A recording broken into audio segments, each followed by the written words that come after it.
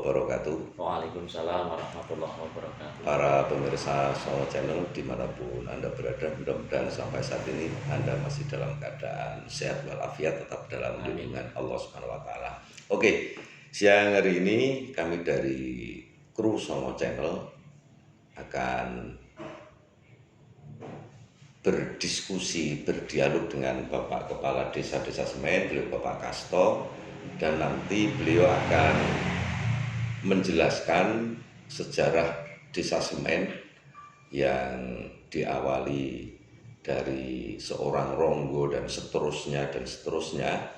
Nanti akan coba kami kupas, akan kami terangkan bersama beliau Bapak Kepala Desa yang alhamdulillah saat ini menjabat sebagai Kepala Desa Semen. Selamat siang Bapak Kasto, Pak Kepala Desa. Selamat siang. Alhamdulillah sehat nih Pak. Alhamdulillah. Untuk memberi pengetahuan kepada masyarakat kita, masyarakat Desa Semen, biar tahu sejarah di desa kita tercinta Desa Semen. Nanti mohon Pak Kasto untuk menerangkan, menjelaskan asal usul Desa Semen dari seorang Ronggo kemudian kepala desa sampai ke Panjenengan, dan mudah-mudahan dengan acara ini masyarakat kita tahu sebenarnya siapa-siapa yang pernah memimpin di desa kita. Monggo Pak Polo dipersilahkan. Oke, terima kasih Mas Hidayat. Sebelumnya, Assalamualaikum warahmatullahi wabarakatuh. Waalaikumsalam warahmatullahi wabarakatuh. Sedikit saya akan mengutip sejarah katanya untuk Desa Semen. Menurut keterangan para moncong kaki pada saat itu, Bapak Probokusumo, pusat pemerintahannya di Desa Semen, terletak di Dusun Semen yang dibantu oleh Probosemi. Dengan kepala pemerintahannya disebut Petinggi yang masuk pada pemerintahan Mataram. Setelah Mataram pecah untuk masuk ke dalam pemerintahan Kerajaan Mangkunegaran. Kantor pemerintahan, pusat pemerintahan di rumah Petinggi.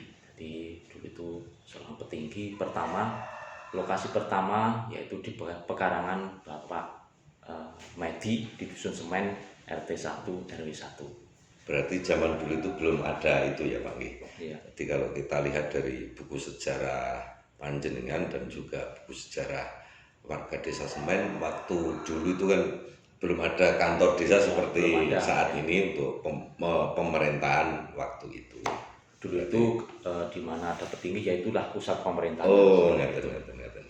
Setelah itu sepeninggalan Probokusumo, Probosemi melaksanakan tugas sebagai kepala desa sampai tutup usia.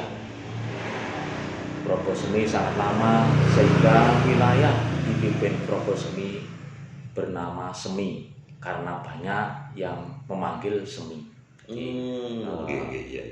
Karena seorang banyak memanggil Semi, kebiasaan memanggil Semi, orang Belanda tidak bisa memanggil Semi, jadi ini termasuk dinamakan Desa Semen. Oh, berarti asal Desa Semen berawal dari kata Semi.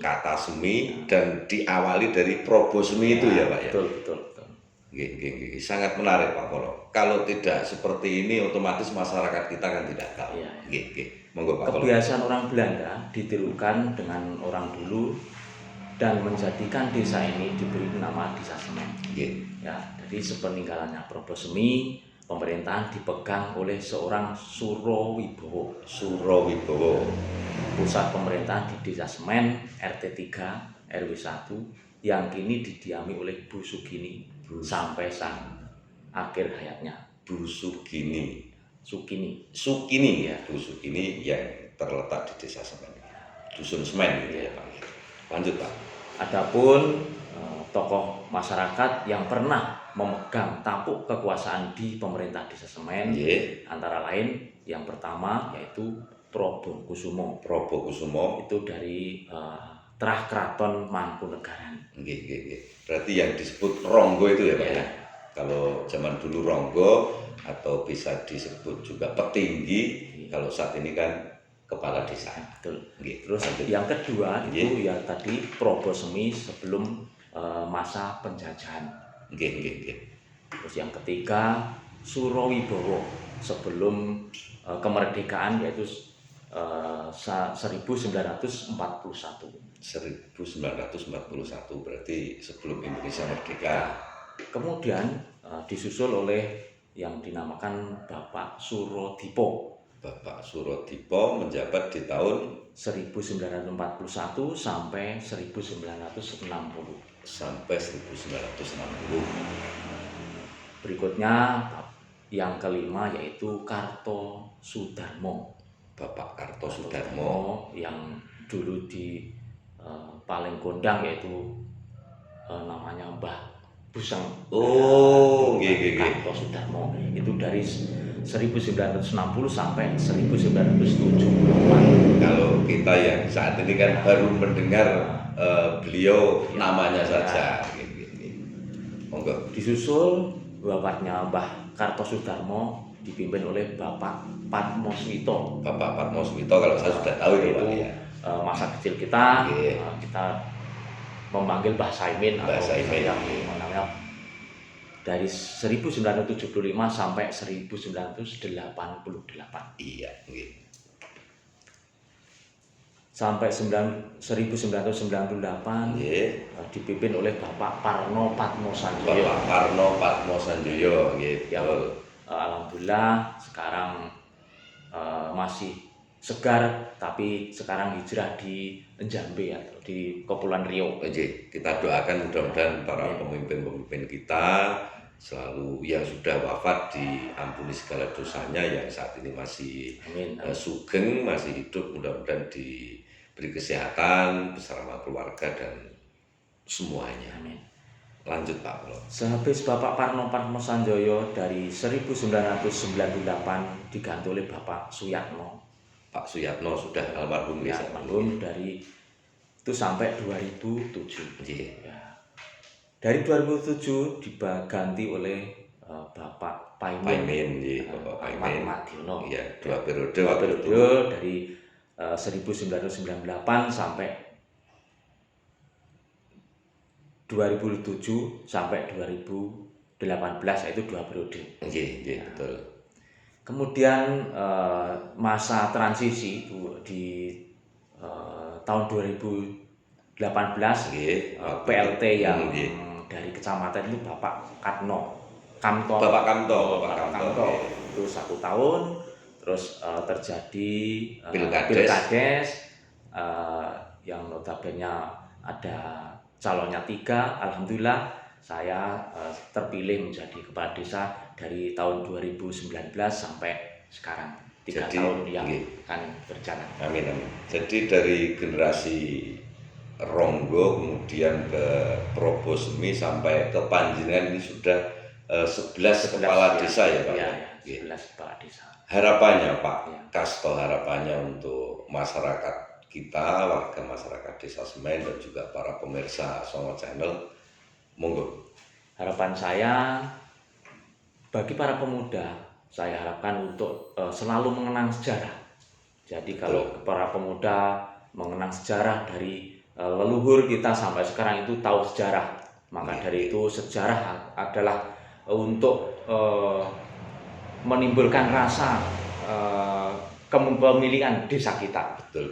Jadi ada salah satu pendahulu kita, bangsa yang besar adalah bangsa yang mau menghargai sejarah. Betul. Terus harapan untuk para pemuda, marilah kita bersatu. Yang kemarin biarlah, mari kita buat lembaran yang baru. Betul. Lebih baik dari tahun kemarin. Untuk luas wilayah sendiri, Pak Kasto, karena di desa kita itu kan terdiri dari 4 dusun dan untuk luas wilayah, kemudian kebiasaan para penduduk kita baik yang turun dan sebagainya, mayoritasnya yang di desa kita itu mayoritas. Ya, luas wilayah di Desa Semen itu 22.301,70 hektar. Nggih. Rata-rata mayoritas yang perantau itu umur dari 17 sampai 35 itu rata-rata perantau. Perantau ya. iya. Alhamdulillah dari hasil boro itu bisa mendongkrak perekonomian yang ada di desa kita. Alhamdulillah. Coba kita bayangkan, seandainya tidak ada lapangan pekerjaan di Jakarta, Iya. sangat tidak mungkin kehidupan masyarakat kita yang sekarang ini. Betul. Berarti sekitar 40% warga kita Ya. itu boro, kemudian yang 60%-nya bertani, ya. bercocok tanam, dan di wilayah kita alhamdulillah untuk pertanian kan padi, kemudian cabai, palawija, semuanya ada di desa kita. Untuk menyupport ataupun memberi semangat kepada petani-petani kita, Pak Polo. Ya. Untuk para petani kita, saya harapkan jangan mengandalkan pola tanam yang metode lama. Mari kita untuk beralih ke metode yang baru, yaitu kalau sistem jajar legowo, sistem tumpang sari, itu untuk bisa meningkatkan penghasilan. Jadi jangan cuma monoton. Jadi kalau dulu itu naik luwih kerep itu lebih banyak hasilnya, tetapi itu adalah tidak mungkin secara ilmiahnya. Ya, oke. Yang jelas untuk para petani kita, warga masyarakat kita, baik yang boro maupun yang di desa mengelola usahanya di desa, mudah-mudahan selalu diberi berkah oleh Allah Subhanahu wa Ta'ala. Dan yang sangat menarik lagi, Pak Polo, karena di desa kita itu ada satu situs rumah peninggalan yang di kemarin itu sudah kami bikin konten, Pak Polo, untuk mengangkat wisata religi di desa kita. Dan konon katanya itu kan satu-satunya peninggalan para wali yang ada di desa Semen. Harapannya, Pak Polo?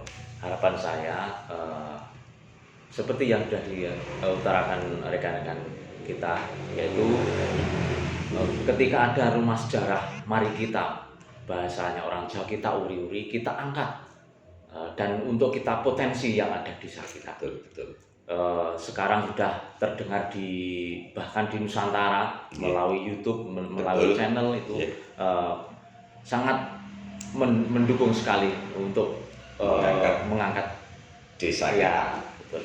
Dan masih ada satu lagi sebenarnya, Pak Polo, yang sampai saat ini belum terekspos dan juga belum terkuak sebenarnya itu benda apa dan sejarah apa. Tepatnya di Dusun Sedayu, Desa Semen, Kecamatan Jatisrono. Di situ terletak lumpang, Pak. Kalau wong Jawa ngarani lumpang, tempat untuk niku lho, nutu gitu ya.